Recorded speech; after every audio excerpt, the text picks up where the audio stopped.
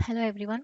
In this video, we are going to discuss about object-oriented programming concepts, and we are also going to discuss about the difference between the existing programming and object-oriented programming.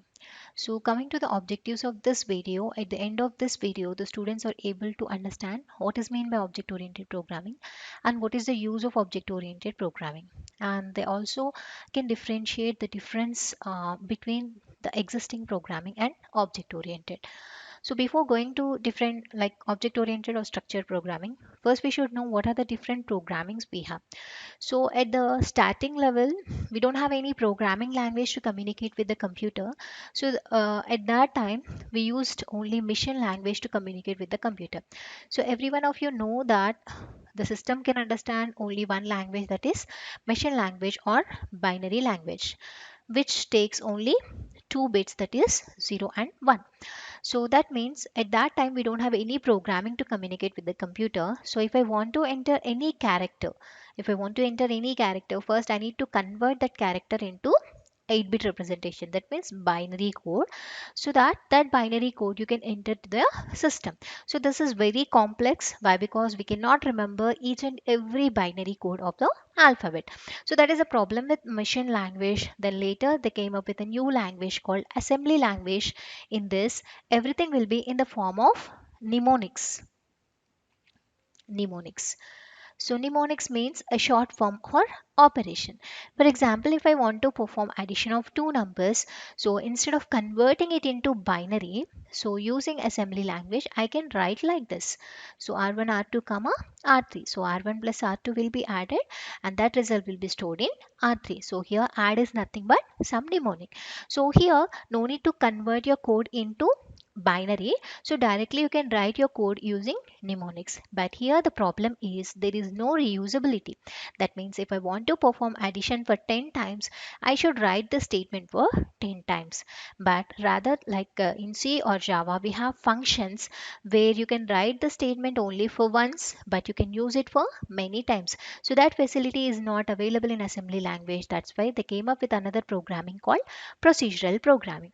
So in procedural, everything will be in the form of functions. So we have seen the best example for procedural is C programming. So in C, every C program, you are writing a function called main function. So here the main usage of C programming or procedural programming is reusability. That reusability you are achieving using functions. So you are writing only for once, but you can call this function for as many times. So that is the main use of procedural. But the problem with this procedural is there is no security for your data. For example, I have some three functions, and if I want to declare any data, I have two facilities here. I can declare it as local or I can declare it as global. If I declare it as local, only this function can access. If I declare it as global, all the functions can access. But the thing is, if I want to share my data only to the specific persons or specific functions, it is not possible. So that is the problem with procedural programming that you can achieve using object oriented programming. So here everything will be in the form of objects. In object oriented, everything will be in the form of objects. So what is object? Here you're combining data and functions, and this data can be accessed by only these functions. That means you're providing security for your data. So that is object oriented programming. Along with this data security, it has some other advanced features also, which are not available in the existing programming. Now we will see some differences between procedural and object oriented. Already we have discussed about these differences. In procedural, everything will be in the form of functions, whereas in object oriented, everything will be in the form of objects. And next, procedural follows an approach called top down approach, whereas object oriented follows bottom up approach. These two things we will discuss in the next slide. And here there is no proper security for your data. There is less security for your data, but here for data you are providing more security. And next, here the main importance will be given to functions. Already we have seen in procedural, everything will be in the form of functions. So the here importance will be given to functions only rather than data. But here the main focus is on data security. So in object oriented, so importance will be given to data rather than functions. But coming to procedural, it is related to unreal world. That means which is not existing. So if you want to relate any topic with the real world, you cannot relate in procedural. Whereas in object oriented, it is related to real world. So every concept in object oriented you can relate with the real world. And coming to some examples for this procedural is C, Fortran, Basic, and Pascal. In that we know C language. And coming to object oriented, C++, Java, Python, all these are examples for object oriented programming. Now we'll discuss procedural versus OOPS, some features. So we know in procedural we have two types of data. One is global data and the other one is local data. Local data can be accessed by only within that function, and global data can be accessed by all the functions. That is the problem. But here in object oriented, everything is in the form of object. So in object, what you're writing, data and functions, data and function. So this data can be accessed by only these functions.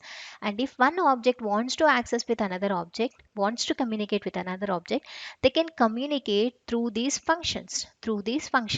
But the data cannot be exchanged directly. So this data cannot be shared with another object directly. So this is object oriented.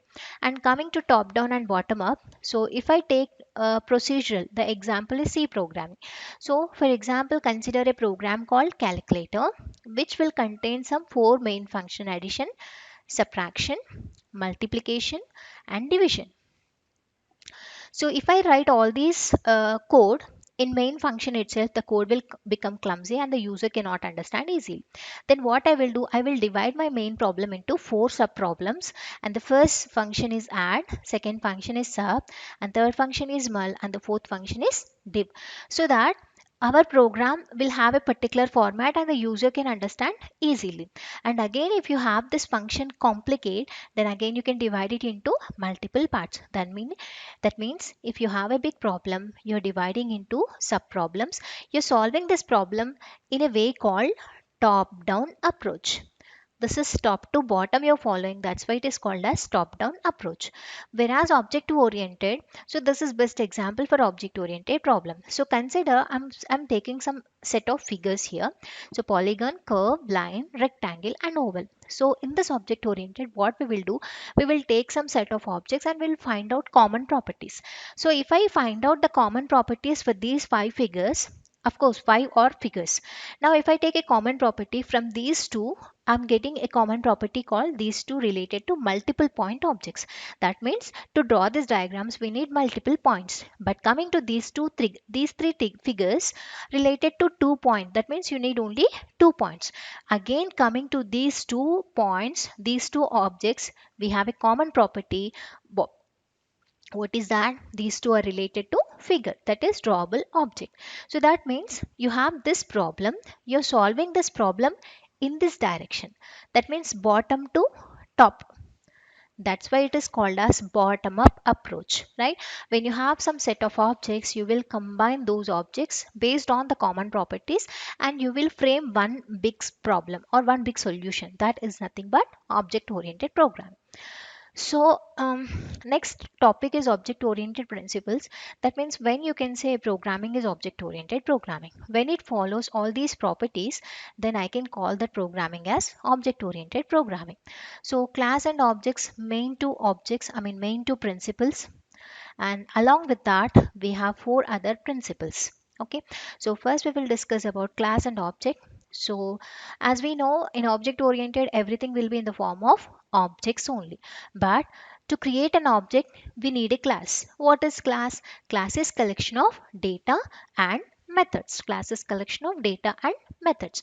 For example, if I take a class car, what is the data related to class? Model number, color, brand. And coming to methods, speed and size. That means if you combine these two things, I will get a class called car. But actually, class doesn't exist. Physically, the class doesn't exist. That means we don't have any car. We don't have any car. But I have a Swift car. I have i20 car, right? I have some other cars. That means we have a car in different forms, but actually we don't have car. For example, if I take another example, human being, there's no human being exist, but human being exist in different form, like doctor, farmer, or student, or employee, right? So human being exist in different ways, but directly human being doesn't exist. So here I can take this human being as a class and these different forms as objects. So what is object here? Object is an instance of class. As an instance of class, that means it's a form of a class, but it's not a class. Okay, so car, if I take car as class, what are the objects? This is C1, C2, C3. What is C1 object? The model name of C1 is Etriga, color is maroon, brand is Maruti. And it has some properties, functions, speed and size. Like that C2 has some properties, C3 also has some properties. So here car is class and these three are objects. And next property is encapsulation. The definition for encapsulation is wrapping up data and methods together. So where you're combining or wrapping data and methods you're combining so that you're making a class. So example for encapsulation is class. So if I take a capsule, so if I combine these two parts, then only I'll get the complete capsule. So half capsule I'm taking as data and half capsule I'm taking as methods. If I combine these two things, I'll get a complete class. I'll get a complete class. So what is the use of this class, or what is the use of this encapsulation? Whenever you combine data and methods together, this data can be accessed by only these methods.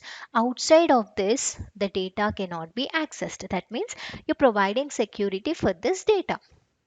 And next is abstraction, showing only the essential features and hiding the behavioral features. So if I take here, this is using abstraction. That means it is showing only the essential features. So that means I can see only the external part of the car, but I can't see the engine part of the car. That means how it is working, how it is behaving, that I cannot see. But if I see that second figure, this is without abstraction. That means you can see the outer part as well as inner part also. But here, if I use this abstraction, what happens here? It is also sort of security. For example, if you develop any project, you will share your project with your friend, but you don't share your code with your friend. Why? Because if you share your code with your friend, he may misuse that, he may modify that. So that is the problem, right? That means you're showing only the essential features, only the output, but not the behavioral. That means not the code, how it is working, you're not showing that. So that property is called as abstraction. And next is polymorphism. Poly means many, morphism means forms. That means one thing in many forms is called as polymorphism. So if I take a real world example here, one person can work, can shop, he can be a father, he can be a husband. That means we have only one person, but who is available in different forms. So I can take a single function, but which can solve multiple functionalities. That is possible in object oriented. That feature is called as polymorphism. And next is inheritance, acquiring the properties from existing class. So, or else we can define inheritance in another way. So, we have some different classes. By these three classes, we have some common properties, and that properties I'm keeping in a class, and that class I'm calling as mobile. So, this is also another definition for inheritance. One thing is you can acquire the properties from existing class. So child class will acquire the properties from existing class. The best example for inheritance is whenever you develop an Android version of Oreo, what it will do? It will acquire the properties from Nougat.